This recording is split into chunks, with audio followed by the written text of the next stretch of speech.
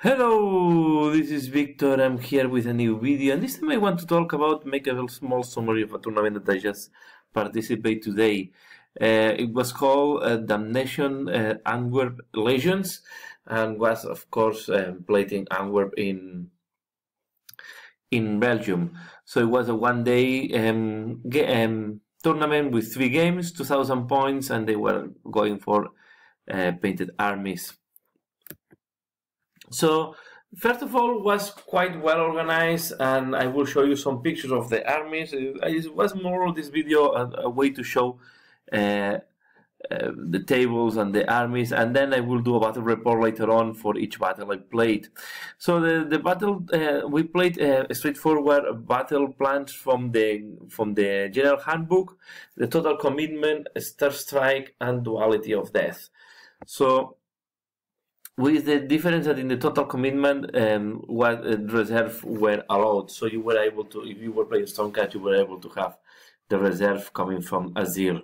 So these were the scenarios. But the thing I find more interesting from the scenarios is that they use the secondary objectives, the hidden secondary objectives. So in each battle, you have to choose a different secondary objective. So there was hold the line, that it means you have to have 3 battle lines at the end of the game. Break the ranks, you have to kill 3 battle line units from the enemy.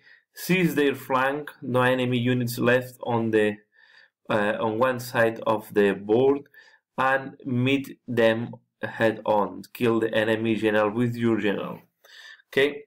So this was a nice, this was a hiding agenda. It was quite interesting twist, and I think it makes the game more interesting, because even if for the primary objective you were out, you were able to scratch to get some additional victory points for the tournament, just scoring the secondary objectives. And then this is a rule that I find quite interesting. I did not apply it because all the games I played were with full painted and base army. But was a part of having extra points if your army was painted, they also put this as part of the rule. So any unit that don't comply with the rules, or any unit that is not painted, players will have to subtract 1 to that unit's bravery characteristic.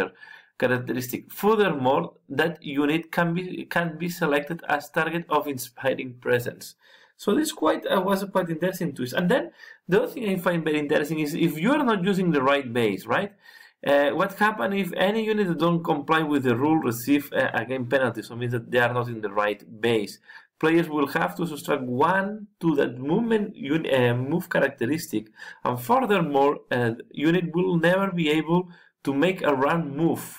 Okay, so, and of course these 2 rules stack if the unit is wrongly based and is not painted. So I consider this quite an interesting approach and unique approach on a tournament.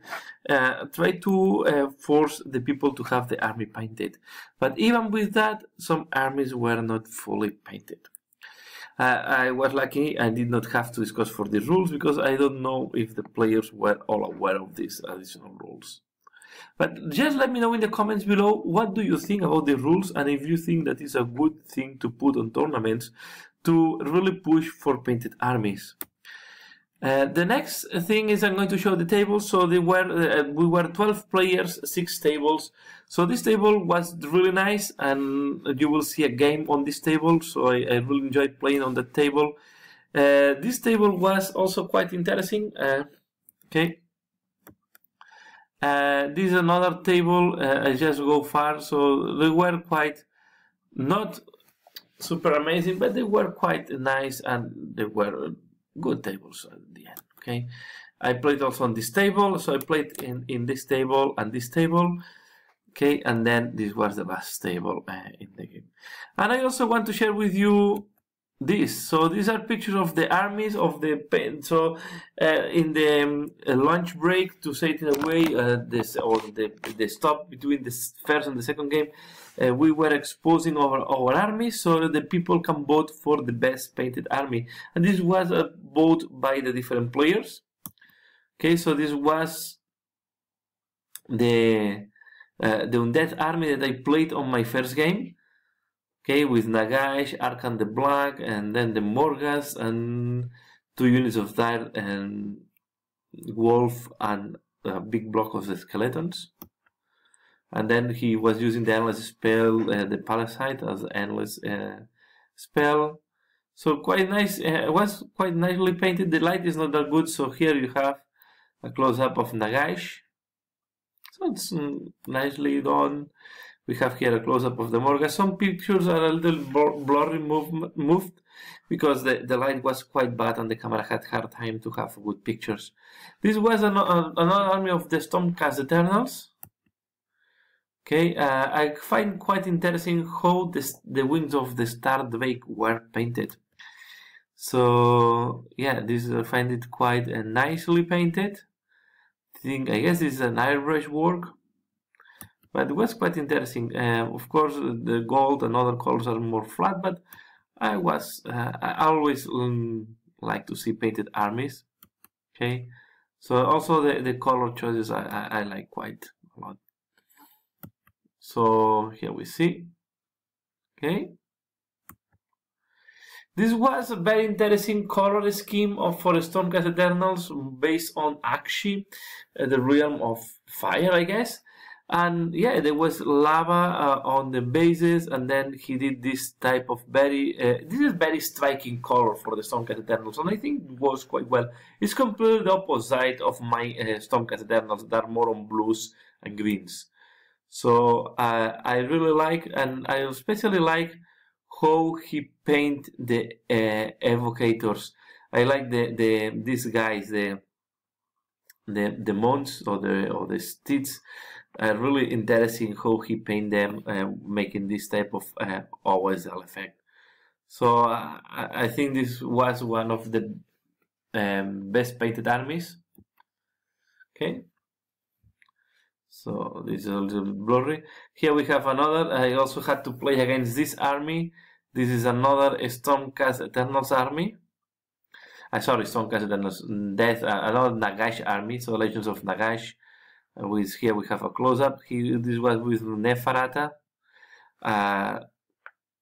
Nagash, 40 skeletons, and then there was I never know the guy. This type of monster.